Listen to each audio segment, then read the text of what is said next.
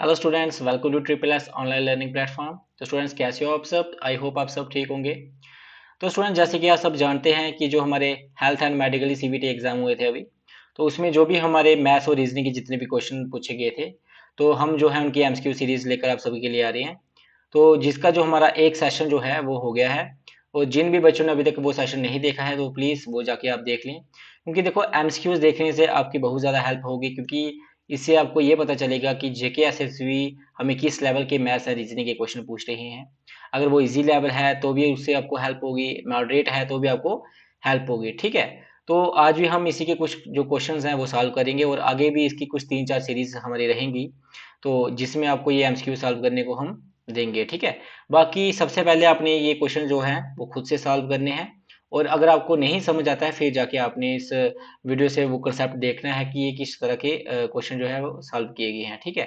तो friends, video start करने से पहले जिन भी बच्चों ने अभी तक वीडियो को लाइक नहीं किया है तो प्लीज़ वो वीडियो को लाइक कर दें, शेयर कर दें वीडियो को, ताकि ज़्यादा से ज़्यादा बच्चे जो हैं वो जुड़ सके, ठीक है स्टूडेंट्स। तो चलिए शुरू करते हैं आज की वीडियो।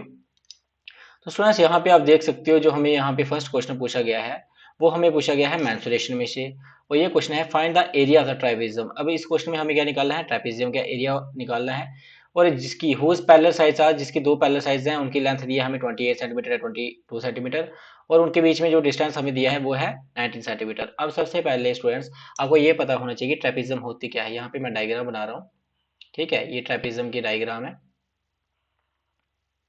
स्टूडेंट्स, ये होती है हमारी ट्रेपेजियम, जिसकी हमारी क्या, दो साइडों के जो पेयर होते हैं वो हमारे क्या होते हैं। स्टूडेंट्स, दो साइडों के हमारे पेयर जो होते हैं वो पैरेलल होते हैं। देखो ये वाला और ये वाला। अब यहाँ पे देखो उन्होंने क्या दिया, साइड हमें दी है 28 सेंटीमीटर एंड 22 सेंटीमीटर। अब हम छोटी वाली साइड को देते हैं 22 सेंटीमीटर, और बड़ी वाली साइड को हम ले लेंगे 28 सेंटीमीटर, और इन दोनों के बीच में डिस्टेंस कितना दिया है हमें? 19 सेंटीमीटर। यहाँ से लेकर यहाँ तक इन दोनों के बीच में हमें डिस्टेंस कितना दिया है? 90 सेंटीमीटर। और एरिया निकालने का फार्मूला क्या होता है स्टूडेंट? तो एरिया वाले का फार्मूला होता है एरिया ऑफ ट्रेपेजियम,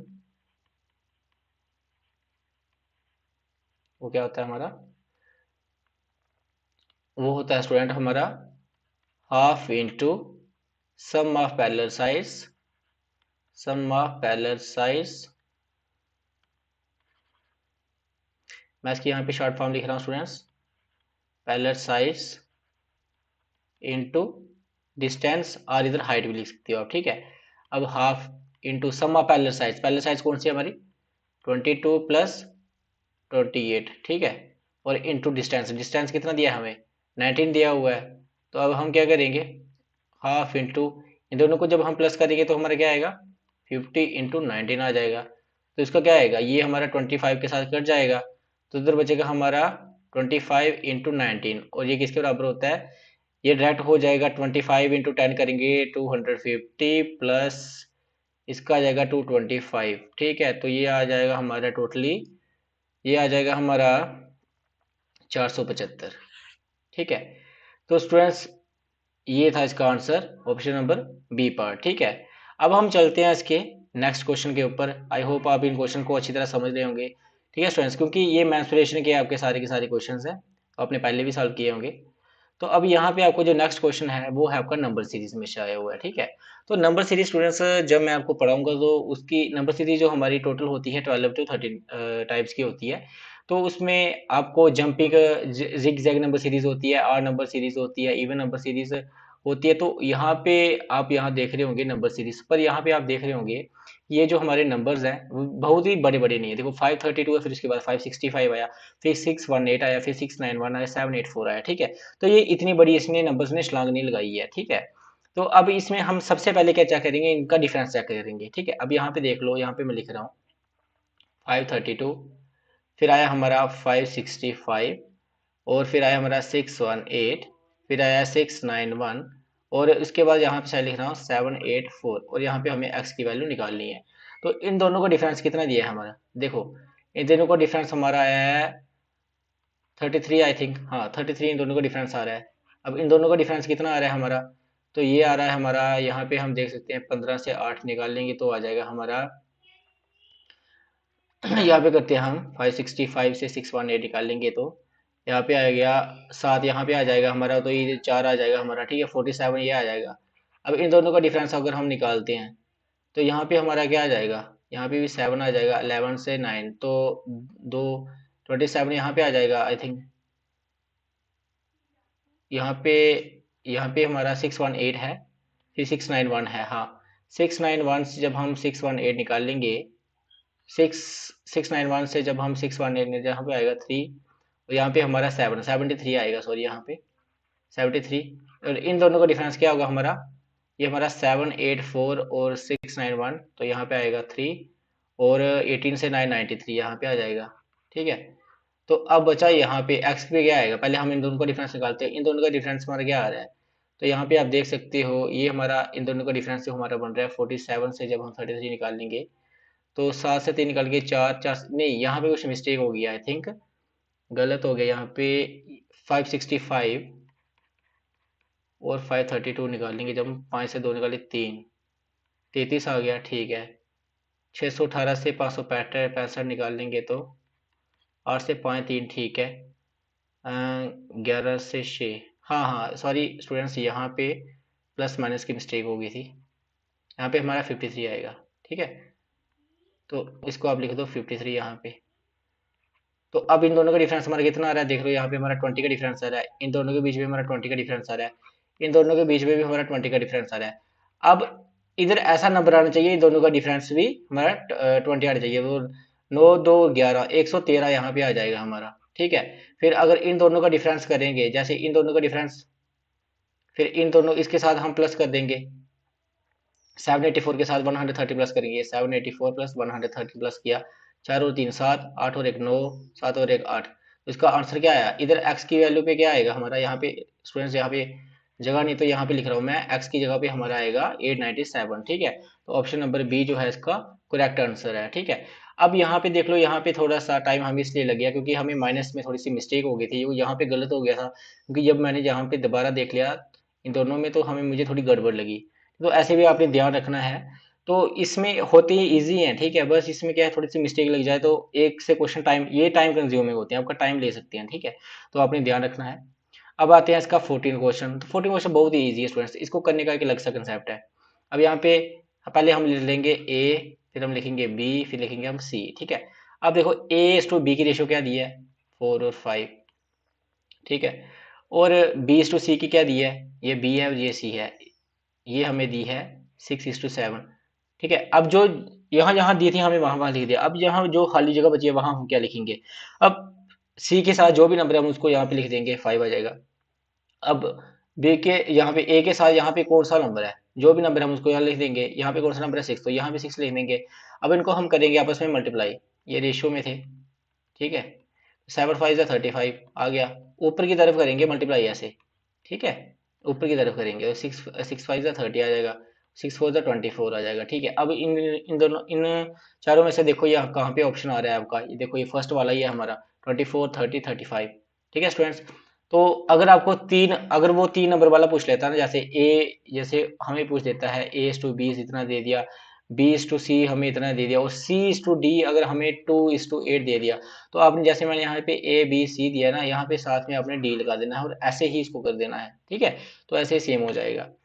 अब देखो यहाँ पे ये भी हमारा क्वेश्चन इजी दिया है, तो यहाँ पे हमें क्वेश्चन दिया है उन्होंने, अभी मैं कलर चेंज कर लेता हूँ आपका।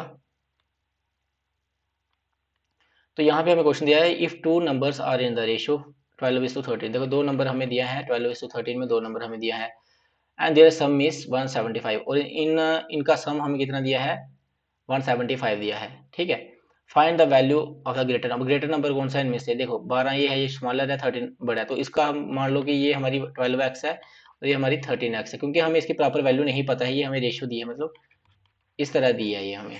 ठीक है, तो हमें इसकी प्रॉपर नंबर नहीं पता है कि इधर कितना है, तो इसको हमने मान लिया 12x:13x मान लिया। अब इन दोनों का सम हमें दिया है 175, मतलब 12x प्लस 13x की वैल्यू हमें कितनी दी है, 175। तो विच इम्प्लाइज दैट ये 13 और 12 कितना होता है, ये हो गया हमारे 25। 25x की वैल्यू हमें दी गई है, 175 दी है, विच इम्प्लाइज दैट x किसके बराबर होगा, 175 डिवाइड बाई 25। ठीक है ना, तो ये होगा x की वैल्यू क्या हो जाएगी, 7। ठीक है, x की वैल्यू जब 7 होगी तो उन्होंने हमें क्या पूछा है, find the value of the greatest number. तो हमें किसकी वैल्यू निकालनी है, ग्रेटेस्ट नंबर की वैल्यू निकालनी है। तो यहाँ पे ग्रेटर कौन सा है, 13 है, मतलब 13x की वैल्यू निकालनी है हमें। तो विच इम्प्लाइज दैट हम क्या करेंगे, 13 इंटू एक्स की जगह पे क्या लिखेंगे 7, तो क्या आएगा 13 7 ज़ा 91। तो यहाँ पे ऑप्शन पे देखते हैं 91 है, हाँ यहाँ पे हमारा ए ऑप्शन जो है वो हमारा 91 है। तो स्टूडेंट्स यहाँ पे इसका जो आंसर होगा वो हमारा ए होगा। ठीक है, अब आ जाते हैं हम अपने 16th क्वेश्चन पे। ये बड़ा ही इजी क्वेश्चन है स्टूडेंट। अब ये हमारा रीजनिंग का है। तो इसमें हमें दिया गया है in a certain code language if dancing is coded as GNICNAD then how is musical coded.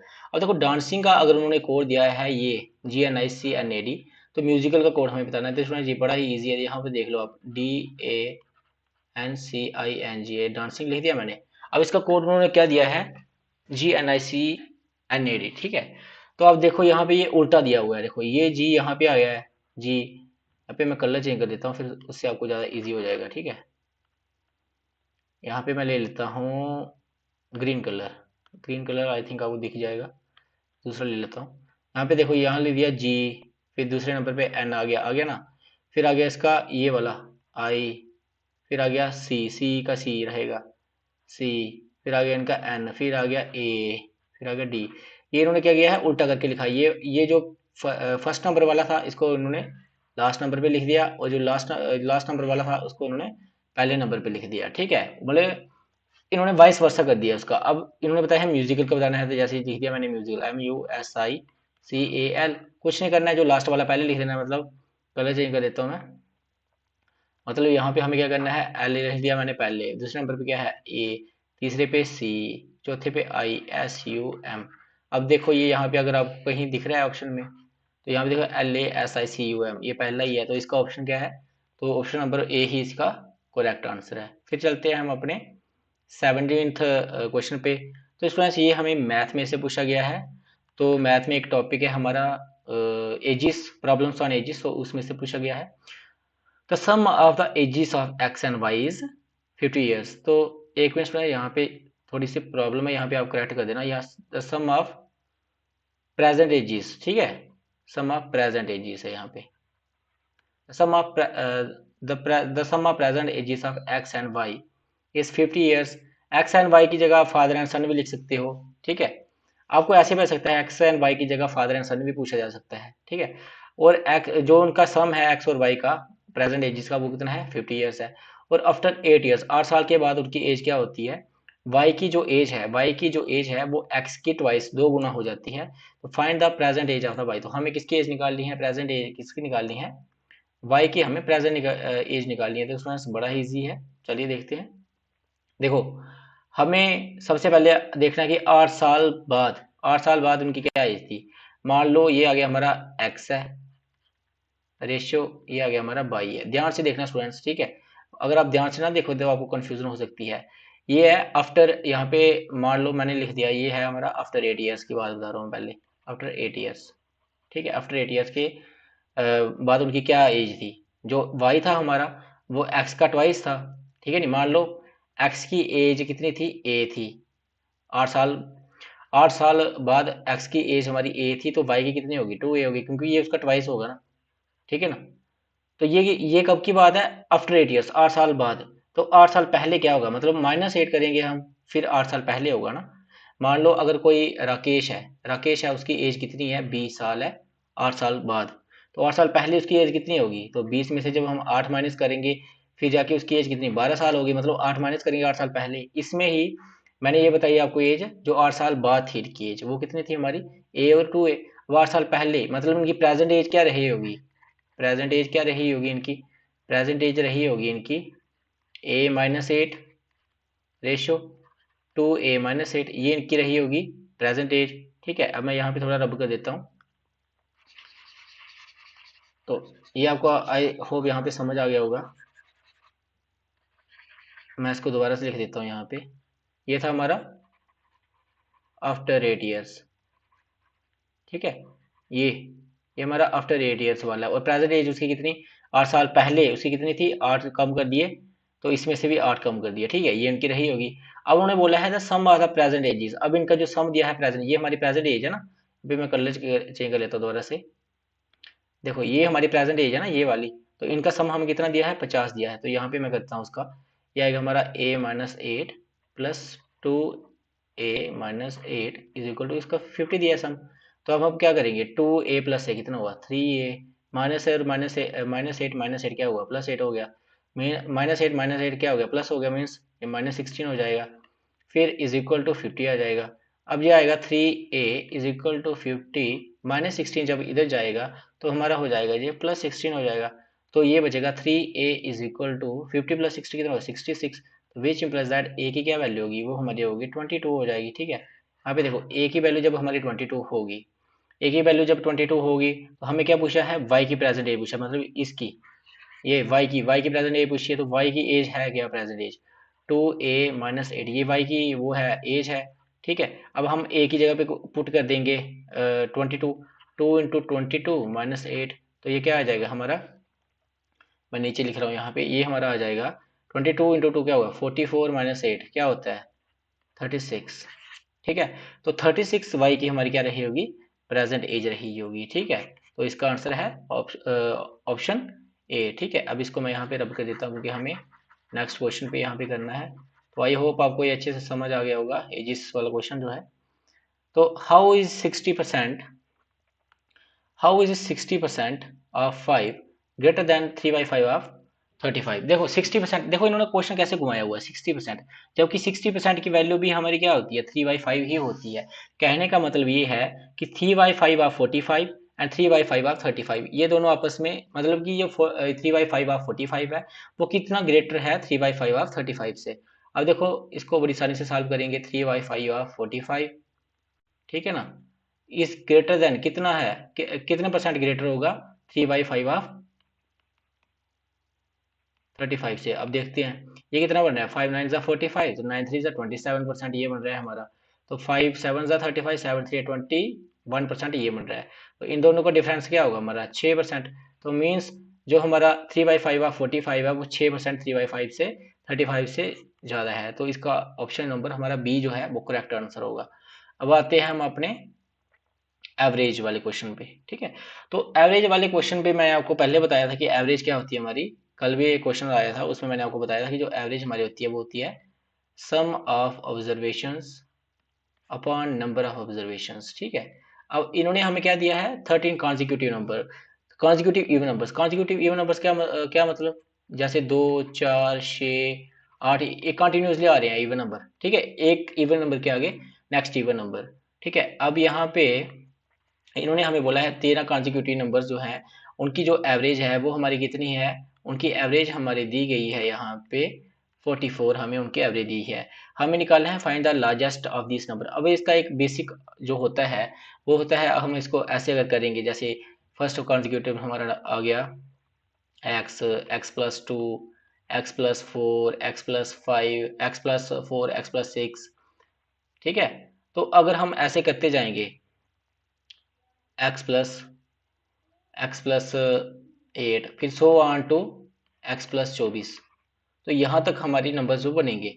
But यहाँ पे बड़ा ज़्यादा लेंथी हो जाएगा, फिर हम इसको नीचे डिवाइड कर देंगे 13 के साथ, फिर प्लस करेंगे फिर इसके साथ, तो ऐसे जो है हमारा बहुत ज़्यादा लेंथी हो जाएगा। तो हम क्या करेंगे, इसको सिंपल तरीके से करेंगे। और सिंपल तरीके समझने से पहले आपको एक चीज़ पता होनी चाहिए, वो क्या, देखो मैं आपके आगे ना एक चीज़ लिखता हूँ यहाँ पे, आपको उससे ईजी पता चलेगा। देखो यहाँ पे नंबर लिख रहा हूँ मैं, जैसे दो कॉन्जिक्यूटिव नंबर लिख रहा हूँ, जैसे 2 और 4, ठीक है। तो देख लो इनका क्या आता है, एवरेज क्या आती है, 4 और 2 6, 4 और 2 6 डिवाइड बाई 2, तो एवरेज क्या आई 3, मतलब दो नंबर्स की एवरेज 3 आ रही है। अब मैं लिखूंगा 3 नंबर, 1 2 और 3, ठीक है। तो यहाँ पे मैंने लिख दिया 2 1 2 और 4 लिखा ना। फिर आगे हमारा इधर लिखता हूँ मैं 2 4 6 लिखता हूँ यहाँ पे, स्टेप होगी। 3 कॉन्जिक्यूटिव इवन नंबर्स की कितनी आती है, देखो 2 4 6 डिवाइड बाई 3, देखो 4 और 2 6, 6 और 6 12, 12 डिवाइड बाई 3, तो 3 4 से 12।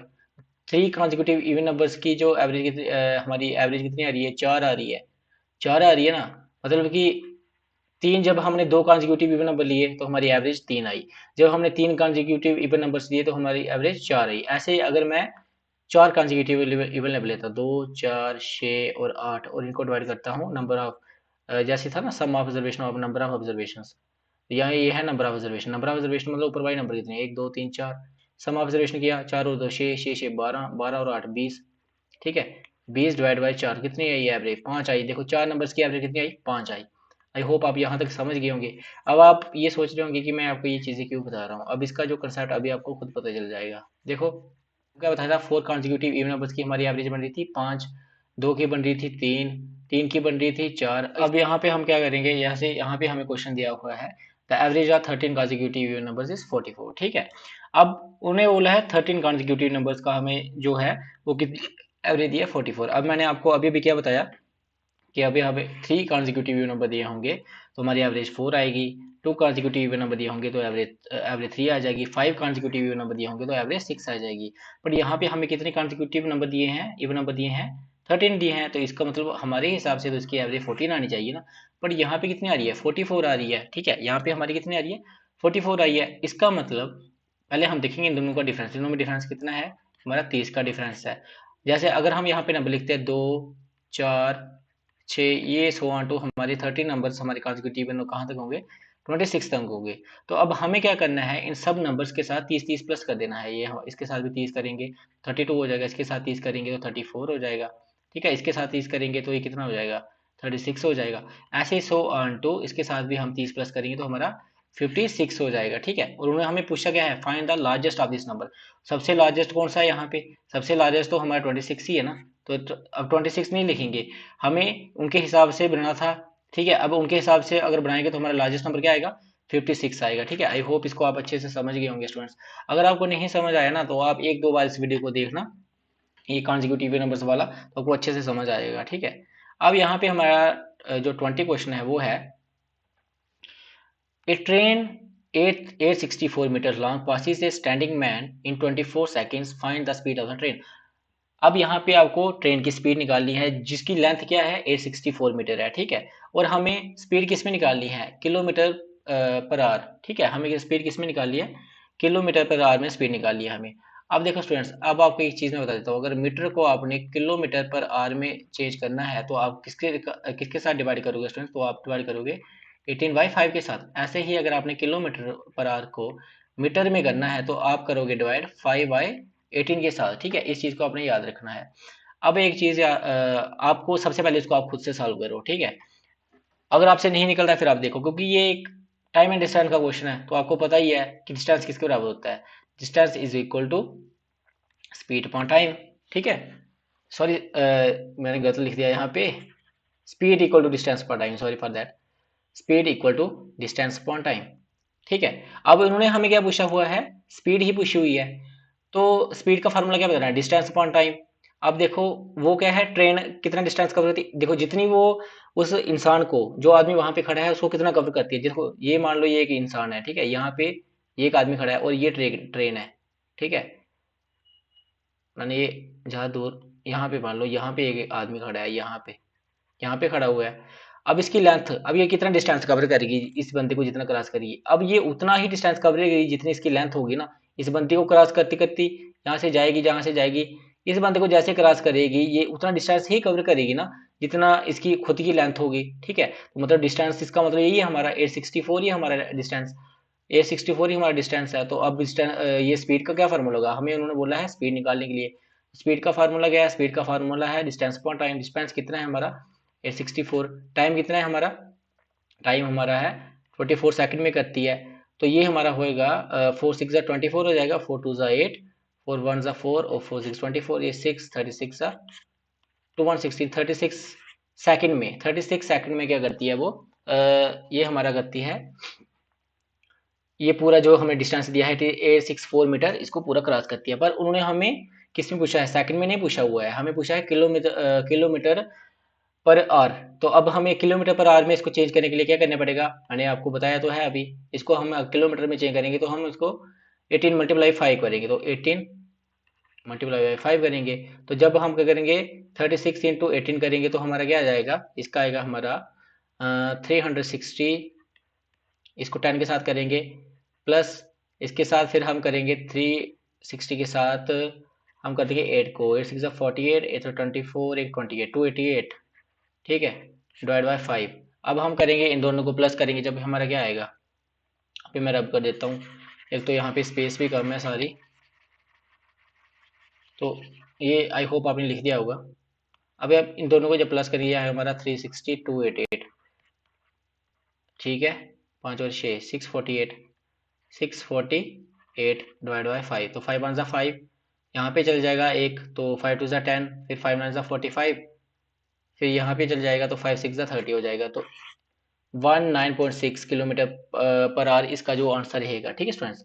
बाकी इसका जो एक है 21th क्वेश्चन, जैसे मैंने आपको रेशियो वाला क्वेश्चन करवाया था ना, तो ये आपके लिए होमवर्क रहेगा एक, ठीक है, 21th क्वेश्चन है ये, आप स्क्रीनशॉट ले लो, ये आपके लिए होमवर्क रहेगा, और आपने ये क्वेश्चन करना है और कमेंट में इसका जो है आंसर लिखने हैं, ठीक है स्टूडेंट्स, और आई होप आप ये जरूर लिखोगे क्योंकि ये आपके लिए ही हेल्पफुल होगा, ठीक है। तो थैंक यू सो मच, आज के लिए बस यही था, तो मिलते हैं हम अपने नेक्स्ट लेक्चर के साथ, ठीक है। अगर आपको ये वीडियो अच्छी लगे तो प्लीज़ वीडियो को लाइक करें, शेयर करें और वीडियो पे नीचे कमेंट करें, ठीक है। और जिन बच्चों ने अभी तक इसका प्रीवियस लेक्चर नहीं दिखा है तो वो सबसे पहले जाके इसका प्रीवियस लेक्चर दें, ठीक है। Thank you so much and God bless you.